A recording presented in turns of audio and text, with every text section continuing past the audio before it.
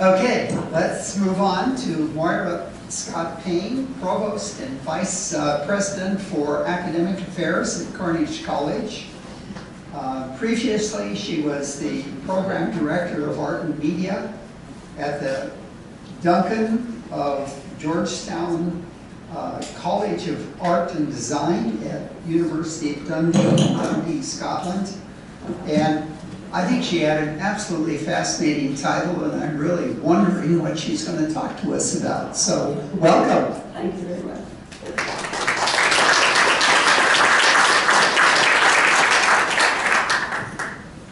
Well, first of all, thank you, Leroy, for the kind invitation to join this event today. I'm delighted to be here representing Cornish. And I realized, and I knew that I was going to be following a resident expert, an illustrious visitor, and a published expert in the field. So I too am stepping slightly aside and I'm taking a broader view. Many of the things that I'm talking about are the things that have been talked about, but you'll hear it from a different perspective.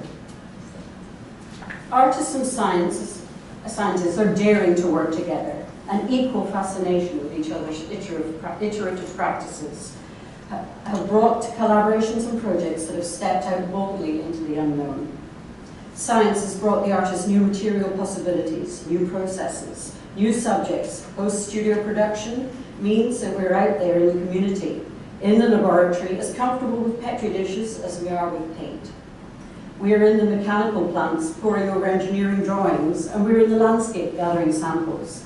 Arts production is now so very often data and information driven. We're borrowing with glee the discoveries and processes of the sciences, maths, and technologies to make art.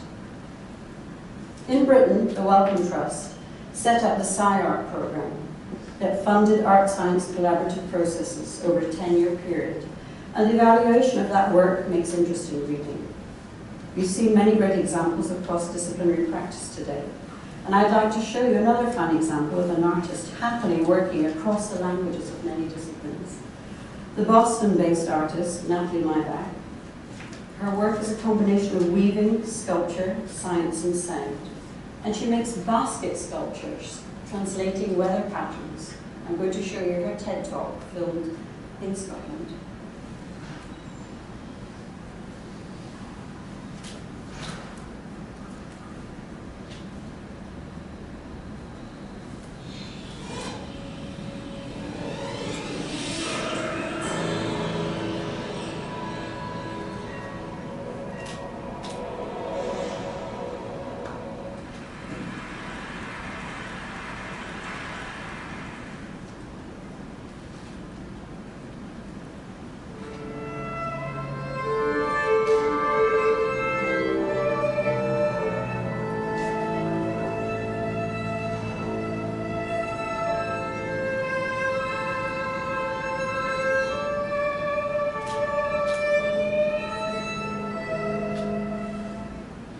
What you just heard are the interactions of barometric pressure, wind, and temperature readings that were recorded of Hurricane Noel in 2007. The musicians played up a three-dimensional graph of weather data like this. Every single bead, every single colored band represents a weather element that can also be read as a musical note. I find weather extremely fascinating. Weather is an amalgam of systems that is inherently invisible to most of us. So I use sculpture and music to make it not just visible, but also tactile and audible. All of my work begins very simple. I extract information from a specific environment using very low-tech data collecting devices, generally anything I can find in a hardware store. I then compare my information to things I find on the internet, satellite images, weather data from weather stations, as well as offshore buoys. That's both historical as well as real data. And then I compile all of these numbers on these clipboards that you see here. These clipboards are filled with numbers, and from all of these numbers I start with only 2 or 3 variables. That begins my translation process. My translation medium is a very simple basket. A basket is made up of horizontal and vertical elements. When I assign values to the horizontal and vertical elements, I can use the changes of those data points over time to create the form. I use natural read because natural read has a lot of tension in it that I cannot fully control. That means that it is the numbers that control the form, not me. What I come up with are forms like these. These forms are completely made up of weather data or science data. Every colored leaf, every colored string represents a weather element. And together these variables not only construct the form, but they also reveal behavioral relationships that may not come across through a two-dimensional graph. When you step closer, you actually see that it is indeed all made up of numbers. The vertical elements are assigned a specific hour of the day, so all the way around you have a 24-hour timeline, but it's also used to assign a temperature range. On that grid, I can then weave some high tide readings, water temperature, air temperature, and moon phases. I also translate weather data into musical scores, and musical notation allows me a more nuanced way of translating information without compromising it. So all of these scores are made up of weather data. Every single colored dot, every single line is a weather element, and together these variables construct the score. I use these scores to collaborate with musicians. This is the 1913 trio performing one of my pieces at the Milwaukee Art Museum. Meanwhile, I use these scores as blue plans to translate into sculptural forms like this that function still in the sense of being a three-dimensional weather data visualization, but now they are embedding the visual matrix of the musical score so it can actually be read as a musical score. What I love about this work is that it challenges our assumptions of what kind of visual vocabulary belongs in the world of art versus science. This piece here is read very differently depending on where you place it. You place it in an art museum, it becomes a sculpture. You place it in a science museum, it becomes a three-dimensional visualization of data. You place it in a music hall, it all of a sudden becomes a musical score. And I really like that because the viewer is really challenged as to what visual language is part of science versus art versus music. The other reason I really like this is because it offers an alternative entry point into the complexity of science. And not everyone has a PhD in science. For me, that was my way into it. Thank you.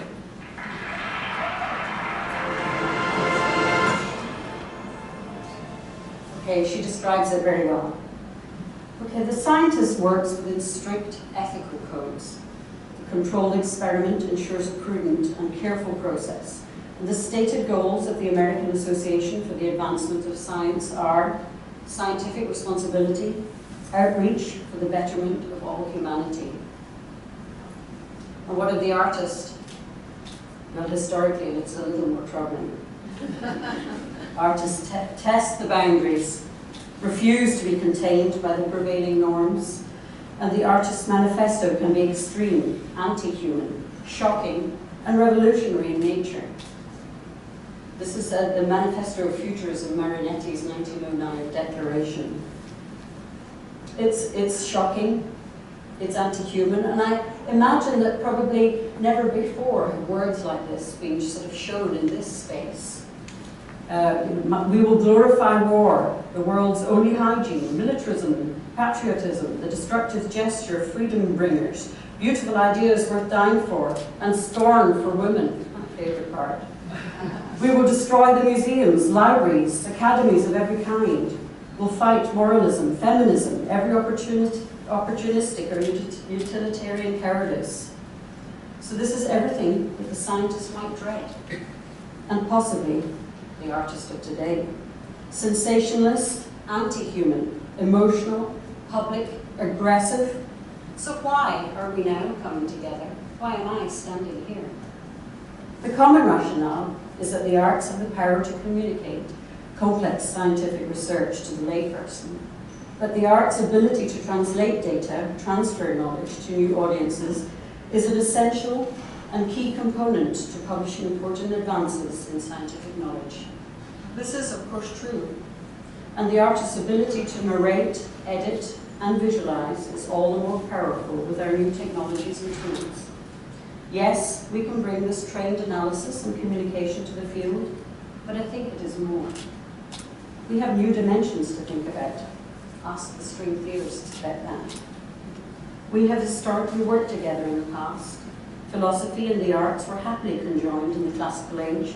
One can think of penetrating collaborations of artists and mathematicians during the Renaissance in Italy, or the sublime computations of architectural designers throughout the Islamic world. This was theory and design in the first age of mathematical modeling. Jules Verne, Arthur C. Clarke led the imagination beyond the boundaries into space, to the depths of the sea and to the center of the earth. Many scientists attribute their passion for space to Verne. Edwin Hubble, the astronomer, Igor Sikorsky, inventor of the helicopter, rocket inventor, Konstantin Tsiolkovsky, and Jacques Cousteau describes 100 Leagues Under the Sea as his shipboard Bible. A century earlier than the troublesome futurists, the controversial Mary Shelley was questioning what it meant to be human. Frankenstein was an early proposition of something that still fascinates with the arts and sciences today. Here we have the artist Stellar with his third robotic arm. Stellar, there's a wonderful photograph of Stellar making drawings with 3 hands. And here's Stellar with his third ear. And here we have a laboratory rat photographed by artist Catherine Chalmers. This is Alba, the fluorescent bunny, whose DNA is partly jellyfish. Alba is a transgenic artwork. The artist Eduardo Kac promotes Alba as a catalyst for debate on the cultural and ethical implications of genetic engineering. This is one of Daniel Lee's Manimals. It's beautifully drawn using new technology. This is Worry Dolls, a living sculpture of human tissue by Australia's Oren Katz and Ayana Zur. This is bioart, and it is getting more and more difficult to untangle science from the art. The brilliant young journalist, Jonah Lehrer, formerly of the New York Times, who's in terrible trouble for plagiarism at the moment, but he writes beautifully, so I'm going to quote him anyway. At first glance, physics seems particularly remote from the subjective sphere of the arts. Its theories are extracted from arcane equations and the subatomic debris of supercolliders. This science continually insists that our most basic intuitions about reality are actually illusions, a sad myth of the senses. Artists rely on the imagination, but modern physics exceeds the imagination. To paraphrase Hamlet, there are more things in heaven and earth, dark matter, quarks, black holes, than could ever be dreamt of. A universe this strange could only be discovered. But the surreal nature of physics is precisely why it needs the help of artists. Science has progressed beyond our ability to understand it, at least in any literal sense. As Richard Feynman put it, our imagination is stretched to the utmost, not as in fiction to imagine things which are not really there, but just to comprehend those things which are there. It is a brute fact of psychology that the human mind cannot comprehend the double-digit dimensions of string theory or the possibility of parallel universes. Our mind evolved in a simplified world where matter is certain, time flows forward, and there are only 3 dimensions. When we venture beyond these innate intuitions, we're forced to resort to metaphor. This is the irony of modern physics. It seeks reality in its most fundamental form, and yet we are utterly incapable of comprehending these fundaments beyond the math we use to represent them. The only way to know the universe is through an analogy. As a result, the history of physics is littered with metaphorical leaps.